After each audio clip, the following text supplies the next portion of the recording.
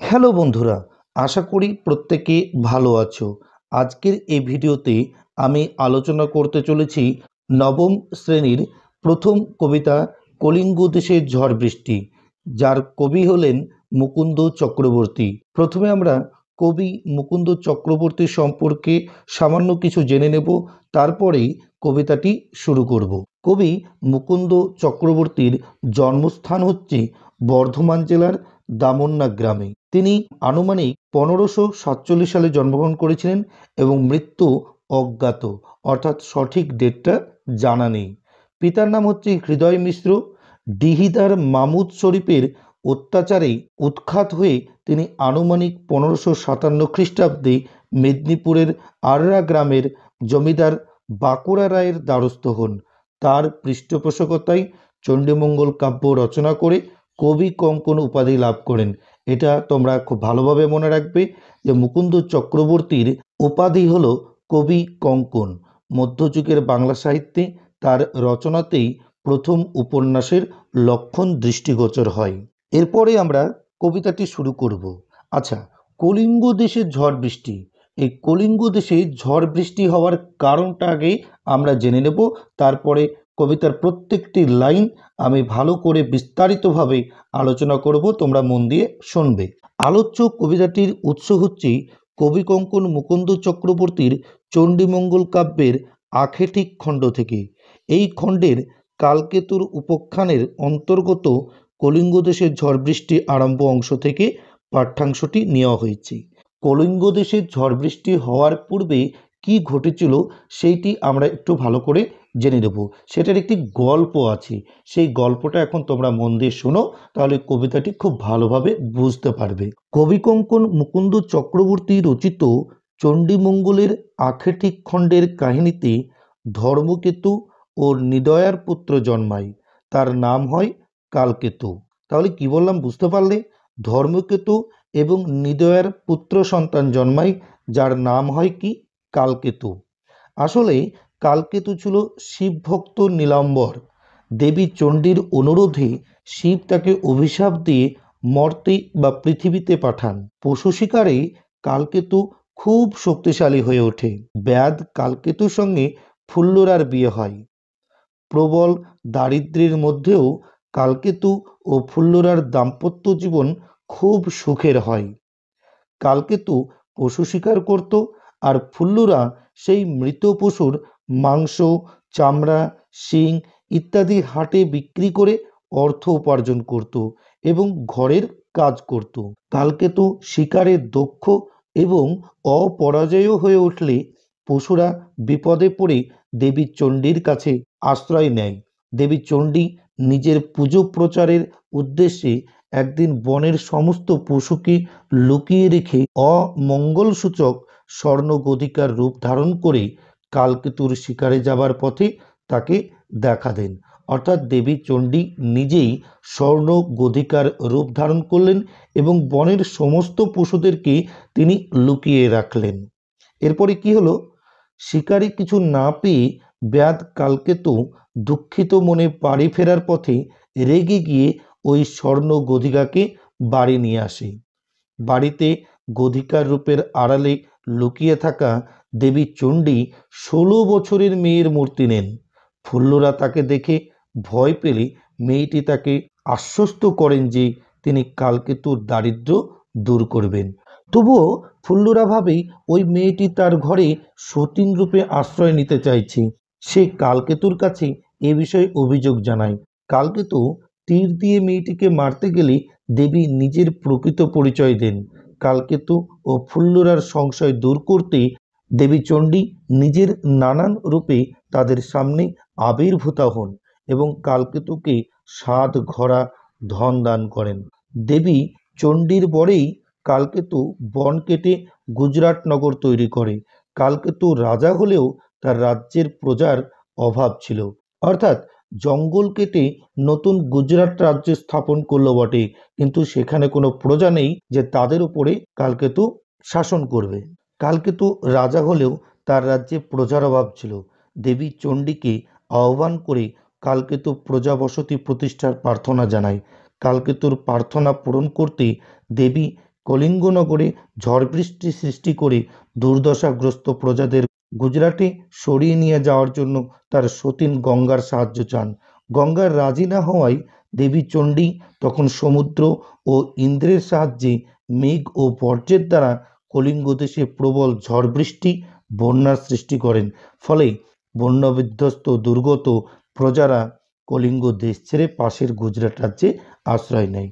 তাহলে প্রত্যেকে বুঝতে পারলে যে কেন এই কলিঙ্গ দেশে ঝড় বৃষ্টির সৃষ্টি করেছিল দেবী চণ্ডী। এরপর থেকেই আমরা কবিতাটি পড়ব। এবার দেখো প্রথম লাইন, মেঘে কইলে অন্ধকার, মেঘে কইল অন্ধকার, দেখিতে না পাই কেহ অঙ্গ আপনার। অর্থাৎ এখানে কইল শব্দের অর্থ হচ্ছে করল, অর্থাৎ মেঘে করল অন্ধকার, মেঘে করল অন্ধকার, দেখিতে না পাই কেহ অঙ্গ আপনার। আপনার বলতে এখানে নিজের, অর্থাৎ চারিদিক কালো মেঘে ঢেকে গেছে। মেঘের অন্ধকার এতটাই গাঢ় যে মানুষজন তাদের নিজের অঙ্গ দেখতে পাচ্ছে না। পরের লাইন দেখো, ঈশানে উড়িল মেঘ সঘনে চিকুর, উত্তর পবনে মেঘ ডাকে দূর দূর। ঈশান, ঈশান কথার অর্থ হচ্ছে উত্তর পূর্ব দিক, আর চিকুর শব্দের অর্থ হচ্ছে এখানে বিদ্যুৎ। উত্তর পূর্ব কোণে ঘন মেঘ থেকে চিকুর অর্থাৎ চুলের ন্যায় বিদ্যুৎ ঠিকরে বেরোচ্ছে। উত্তর প্রান্তে বাতাসের সঙ্গে দূর দূর শব্দে মেঘ ডাকছে। পরের লাইন দেখো, নিমিষিকে, এই নিমিষিকে কথার অর্থ হচ্ছে মুহূর্তের মধ্যে। নিমিষিকে জোরে মেঘ গগনমণ্ডল, চারি মেঘে বরিশে মুষলধারে জল। অর্থাৎ নিমেষের মধ্যে মেঘ জড়ো হয়ে সমগ্র গগনমণ্ডল অর্থাৎ আকাশ জুড়ে একটা ঘন কালো মেঘ তৈরি হয়। 4 রকমের মেঘ থেকে মুষলধারে বৃষ্টিপাত আরম্ভ হয়। এখানে চারি মেঘ বলতেই সম্বর্ত, আবর্ত, দ্রোণ ও পুষ্কর, এই 4টি মেঘের কথা বলা হয়েছে।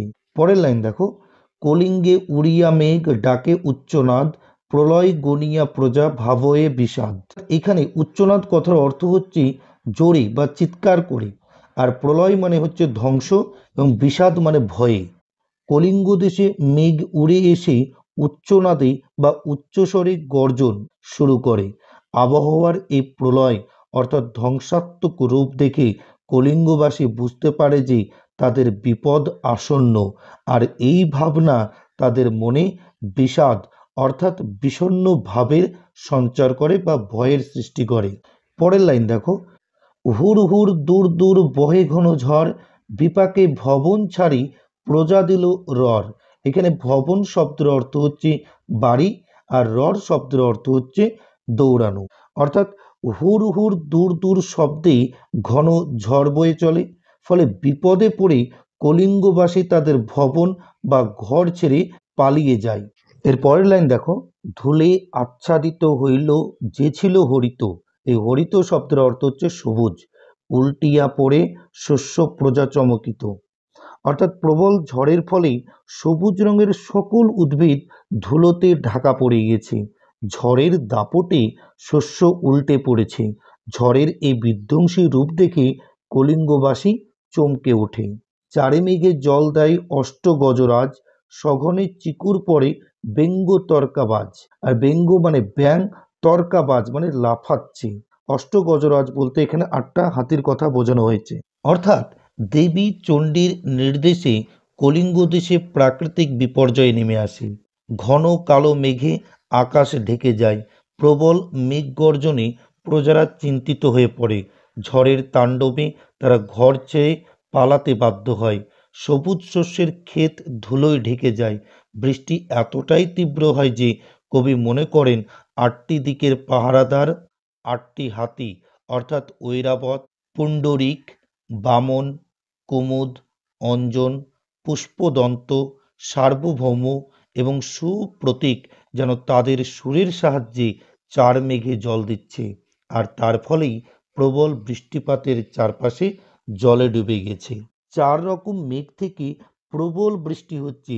যেমন 8টি হাতি চারিদিক থেকে জল দেয়, ঘন ঘন বিদ্যুৎ চমকাচ্ছে, যেন ব্যাঙ যেভাবে লাফায় তেমনভাবেই লাফিয়ে লাফিয়ে ঘন মেঘ থেকে বাজ পড়ছে। এরপরে দেখো, কড়িকর সমান বরিশে জলধারা, জলে মহি একাকার, পথ হইল হারা। অর্থাৎ এখানে কড়িকর বলতে হাতির সুরের কথা বলছে, আর মহি কথার অর্থ হলো মাটি। তার মানে হাতি যেভাবে তার সুরের সাহায্যে জল বর্ষণ করে, তেমনভাবে আকাশ থেকে সমানে বর্ষণ হয়ে চলেছে। প্রবল জলবর্ষণে গোটা পৃথিবী তথা সারা কলিঙ্গ প্রদেশের পথ জলে ডুবে গেছে। তাই আলাদা করে আর পথের অস্তিত্ব বোঝা যাচ্ছে না। পথ জলের মধ্যে একাকার, অর্থাৎ মিশে গেছে। ঘন ঘন শুনি চারি মেঘের গর্জন, কারো কথা শুনিতে না পাই কোনো জন। অর্থাৎ চার মেঘের ঘন ঘন গর্জন শোনা যাচ্ছে। এই গর্জন এতটাই প্রবল যে কলিঙ্গবাসী একে অপরের কথা ঠিকমতো শুনতে পাচ্ছে না। তারপরে দেখো, পরিচ্ছিন্ন নাহি সন্ধ্যা দিবস রজনী, কলিঙ্গের সঙ্গরে সকল লোক যে জৈমিনী। অর্থাৎ পরিচ্ছিন্ন মানে পরিষ্কার, নেই সন্ধ্যা কি দিন কি রাত্রি। কলিঙ্গের সঙ্গরে, সঙ্গরে কথার অর্থ হচ্ছে এখানে স্মরণ করা, সকল লোক যে জৈমিনী, জৈমিনীকে কিন্তু সকলেই স্মরণ করছে। অর্থাৎ মেঘ ঝড় বৃষ্টির সঙ্গে প্রবল বজ্রপাতেরও হাত থেকে রক্ষা পাওয়ার জন্য কলিঙ্গবাসী ঋষি জৈমিনীর কথা স্মরণ করছেন। এখানে আলাদাভাবে দিন, সন্ধ্যা, রজনী বা রাত আর বোঝা যাচ্ছে না। কলিঙ্গবাসী তাই আতঙ্কিত হয়ে ঋষি জৈমিনীর নামে সঙ্গরে বা স্মরণ করছেন। হুর হুর দূর দূর শুনি ঝনঝন, না পাই দেখতে কেউ রবির কিরণ। রবির কিরণ বলছে সূর্যের আলো। অর্থাৎ কলিঙ্গ প্রদেশে হুর হুর দূর দূর শব্দে প্রবল ঝড় শুনতে পাওয়া যাচ্ছে। তাই এই সময়ে কেউ রবির কিরণ অর্থাৎ সূর্যের আলো দেখতে পাচ্ছে না। পরের লাইন দেখো, গর্ত ছাড়ি ভুজঙ্গ, ভাসিয়া বলে জলে, নাহি জানি জলস্থল কলিঙ্গ মণ্ডলে। অর্থাৎ এখানে ভুজঙ্গ শব্দের অর্থ হচ্ছে সাপ। তাহলে প্রবল বৃষ্টির ফলে সাপেরা গর্ত থেকে বেরিয়ে এসে জলে বুলে বা ভ্রমণ করছে। প্রবল বৃষ্টিতে জল স্থল সব একাকার হয়ে গেছে। নিরবধি 7 দিন বৃষ্টি নিরন্তর, আছুক শস্যের কার্য হ্যাজ্জা গেল ঘর। অর্থাৎ 7 দিন একটানা বৃষ্টি হচ্ছে। আছুক শস্যের কার্য, আছুক কথার অর্থ হচ্ছে যেগুলো সঞ্চয় করা আছে বা জমানো। কার্য হেজ্জা, হেজ্জা কথার অর্থ হচ্ছে হেজে যাওয়া বা পচে যাওয়া। তাহলে এই দুটো লাইনের মানে 7 দিন ধরে নিরন্তর বা একটানা বৃষ্টি চলছে। এই প্রবল বৃষ্টিতে কলিঙ্গবাসীর ঘরের মধ্যে যে শস্য এবং যা কিছু ছিল তাই হেজ্জা বা হেজে বা জলে ভিজে একেবারে পচে গেল।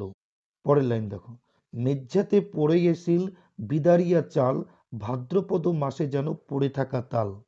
অর্থাৎ ঘরের চাল ফুটো করে বা বিদীর্ণ করে মাটিতে শিল পড়ছে যেন ভাদ্র মাসের পড়ে থাকা তালের মতো।